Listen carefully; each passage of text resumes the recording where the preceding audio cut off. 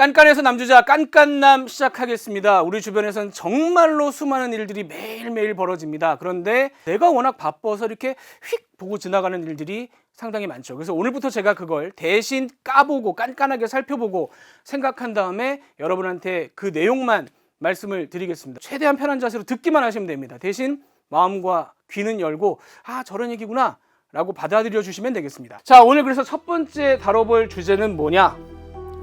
대만 문제입니다. 대만 문제 내가 좀 많이 들었는데 대충 아는데 라고 생각하실 수 있는데, 우리가 국제 정치나 군사적으로는 얘기를 많이 해왔는데 경제적으로는 여기서 만약에 문제가 발생했을 때 어떤 상황이 올 수 있느냐. 저 멀리 우크라이나에서 벌어지는 사태만 가지고도 우리가 1년 넘게 이렇게 경제가 고생을 하는데 우리 코앞이잖아요. 여기는. 여기서 문제가 생겼을 때 과연 우리나라한테 어떤 경제적인 문제가 있을 수 있느냐. 먼저 답부터 말씀을 드리면 심각한 문제가 발생합니다.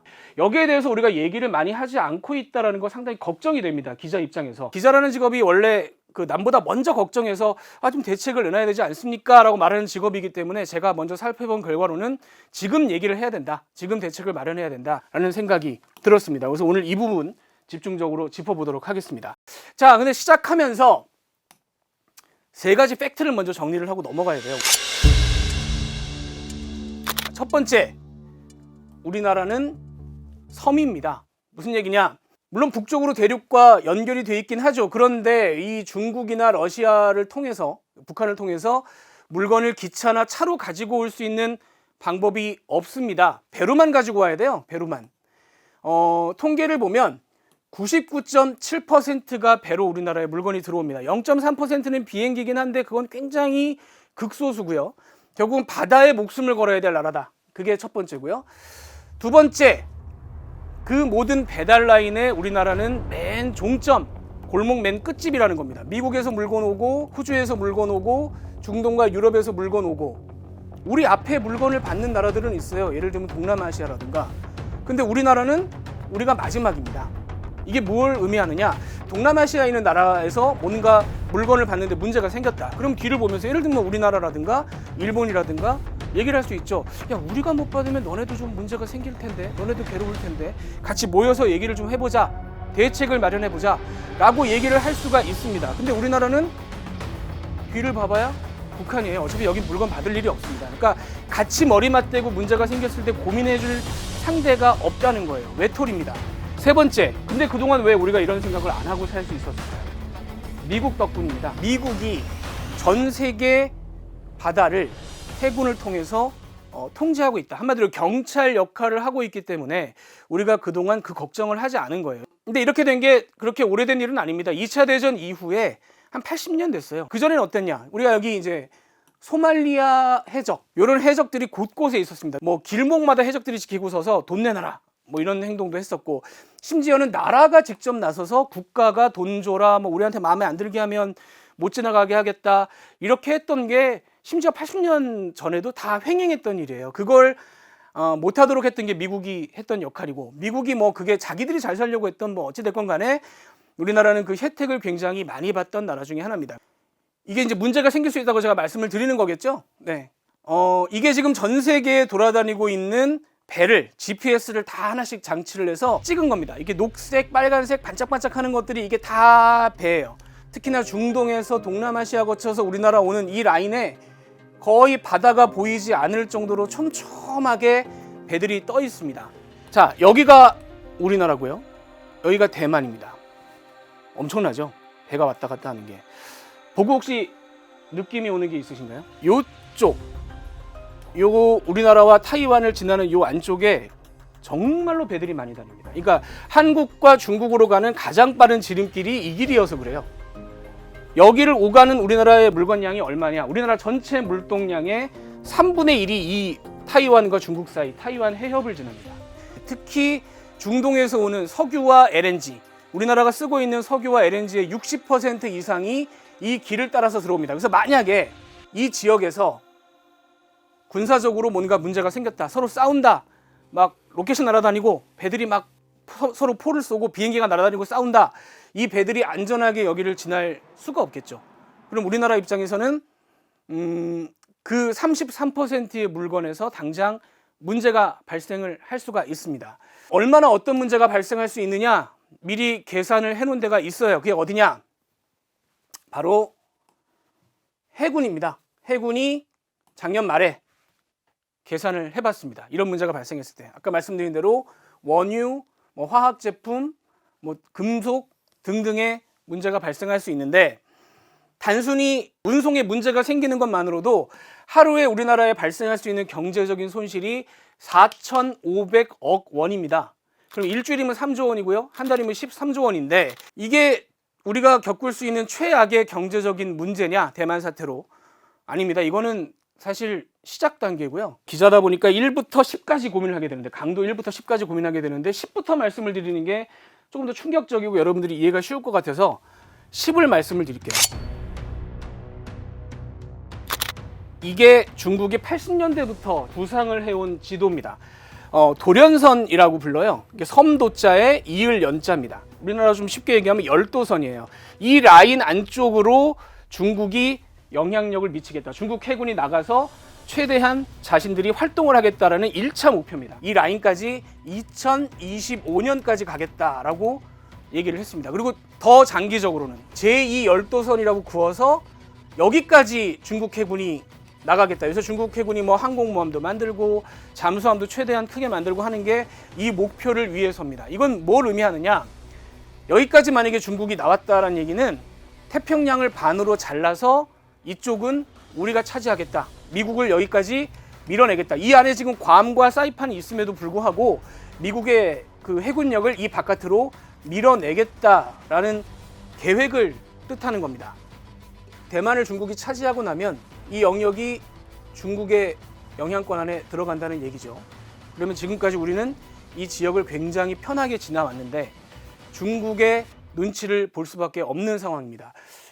이걸 막겠다고 지금 미국이 이제 필리핀 같은 데 군사기지가 있죠. 그래서 이 미국 항공모함 같은 배들이 여기를 지나다닙니다. 일부러요. 이걸 자유의 항행이라고 부릅니다. 미국은. 인정하지 않겠다는 거죠. 중국의 이런 주장을 인정하지 않겠다고 해서 뉴스 보시면 그런 작전이 굉장히 자주 등장합니다. 특히 요새 이런 일이 많이 벌어지는데 만약에 중국이 여기서 일을 벌려서 대만을 차지하는 일이 발생했다면 미국의 그런 전략도 이제 끝났다.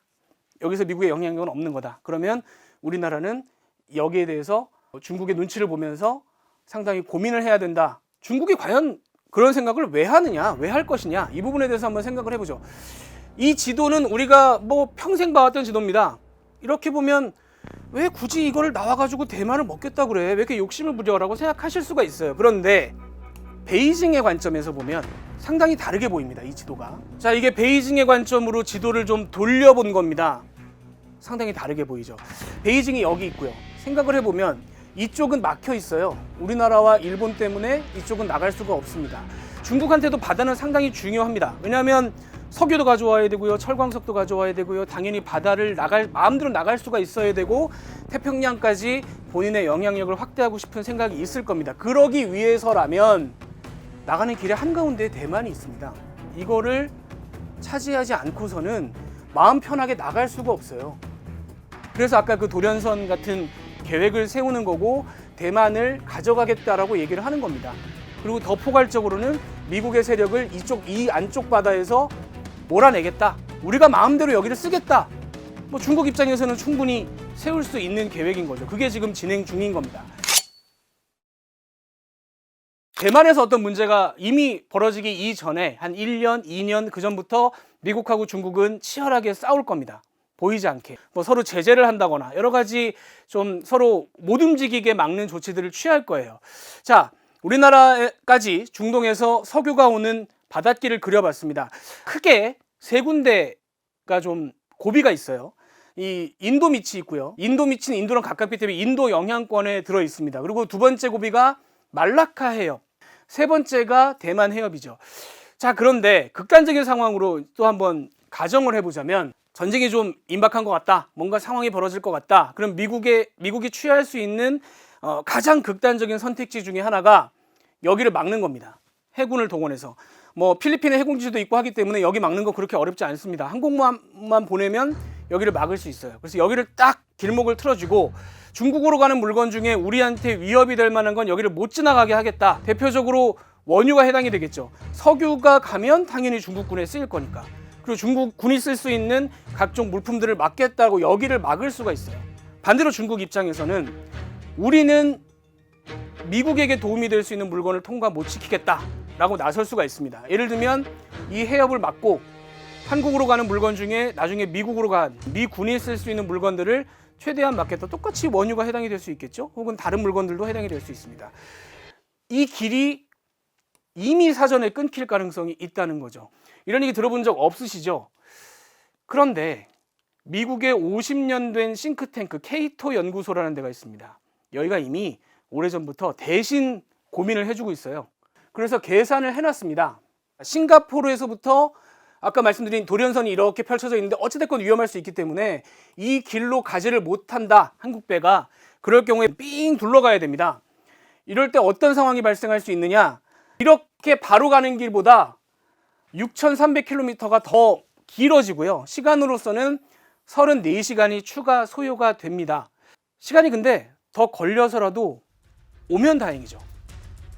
이게 중국이 주장하는 영해와 일본이 주장하는 영해를 함께 그려놓은 지도입니다.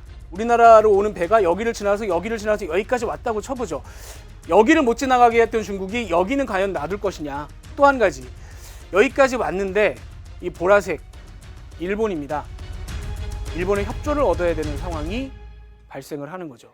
우리 해군이 힘이 좀 강하면 여기를 뚫고 나가서 이 길을 확보를 할 수가 있을 겁니다. 여긴 공해상이야. 법적으로 아무나 지나다닐 수 있는 길이야. 너네가 왜 막아? 라고 나가서 이걸 지켜낼 수 있을 거예요. 그런데 우리나라는 이 북쪽을 신경 쓰다 보니까 육군에 좀 힘을 기울일 수밖에 없었고, 상대적으로 해군은 약한 편입니다. 일본 같은 경우에 지금 보시면 아시겠지만 육군을 키울 필요가 없죠. 그러다 보니까 해군을 워낙 강하게 키워놨고, 사실상 세계 3위권 혹은 2위권까지도 해군력을 논할 정도입니다. 우리나라랑 해군력으로는 비교가 되질 않아요. 미국에서 오는 물건, 호주에서 오는 물건까지도 극단적인 상황에는 일본의 협조를 얻어야 되는 그런 신세가 될 수 있다는 겁니다. 반 잘라서 이쪽으로 오려면 중국의 협조를 받아야 되고요. 굉장히 골치 아픈 상황이죠. 과연 우리가 이런 극단적인, 물론 극단적이긴 합니다만, 문제, 의식 혹은 대책 갖고 있느냐? 들어보신 적 없으시죠? 현재로서는 없는 상태입니다. 자, 여기까지 저희가 이제 가장 극단적인 상황 1편에서 말씀을 드렸는데, 2편에서는 어떤 말씀을 드릴 거냐면, 가장 극단적인 상황이 올 때까지 그 앞 단계, 예를 들면 강도로 치자면 5, 6, 7, 8, 9는 어떤 상황이 있을 수 있느냐? 미국과 중국이 사전에 맞붙으면서 서로 경제적으로 막 돌 던지고 싸우는 중간에 우리가 서 있다가 그 돌 다 맞을 수 있다라는 게 2편의 내용입니다. 2편 또 준비되는 대로 찾아뵙도록 하겠습니다. 지금까지 1편 시청해주신 여러분 감사드립니다.